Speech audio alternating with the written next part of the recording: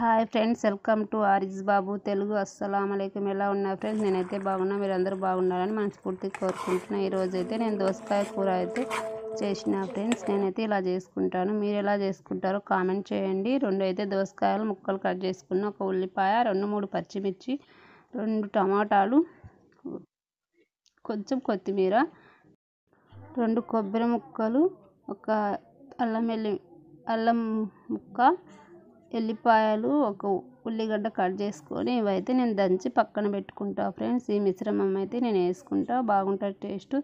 తర్వాత గ్యాస్ మీద ఒక గిన్నె పెట్టుకొని ఆయిల్ వేసుకొని తాలింపు గింజలు, ఉల్లిపాయ ముక్కలు, పచ్చిమిర్చి, కొత్తిమీర వేసుకొని ఫ్రై చేసుకోవాలి. ఉల్లిపాయ ముక్కలు ఫ్రై అయిన తర్వాత ఈ దంచి పెట్టుకున్న అల్లం ఎల్లిగడ్డ పేస్ట్ వేసుకొని ఫ్రై చేసుకోవాలి. అల్లం ఎల్లిగడ్డ పేస్ట్ కూడా కొంచెం ఫ్రై అయిన తర్వాత పసుపు వేసుకొని ఫ్రై చేసుకోవాలి.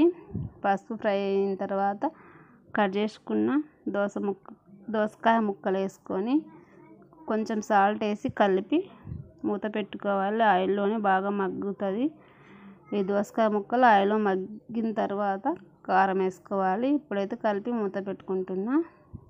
నా వీడియోస్ అయితే మొత్తం చూడటం లేదు ఫ్రెండ్స్, చిన్న వీడియోనే కదా, ప్లీజ్ మొత్తం చూడండి. మీకు కామెంట్ చేయండి, లైక్ చేయండి ఫ్రెండ్స్, సపోర్ట్ చేయండి. దోసకాయ ముక్కలు ఇలా మూత పెట్టి మగ్గిన తర్వాత కారం వేసుకోవాలి. ఇప్పుడైతే మూత పెట్టి కొంచెంసేపు మగ్గించుకుందాం.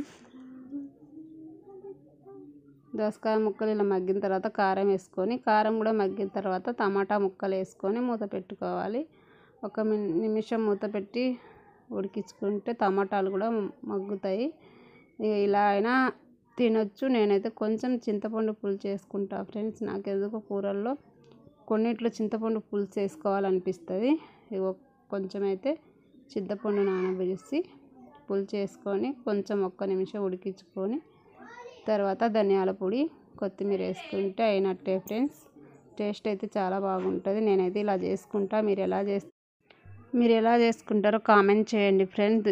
దోసకాయ కూరలో మెత్తాలు కూడా వేసుకుంటే టేస్ట్ ఇంకా బాగుంటుంది. నేనైతే మెత్తాలు వేయకుండా చేశాను ఫ్రెండ్స్. ఈ వీడియో మీకు నచ్చితే లైక్ చేయడం అయితే మర్చిపోకండి friends. Thank you so much. Last దాకా చూసినందుకు థ్యాంక్ యూ సో మచ్.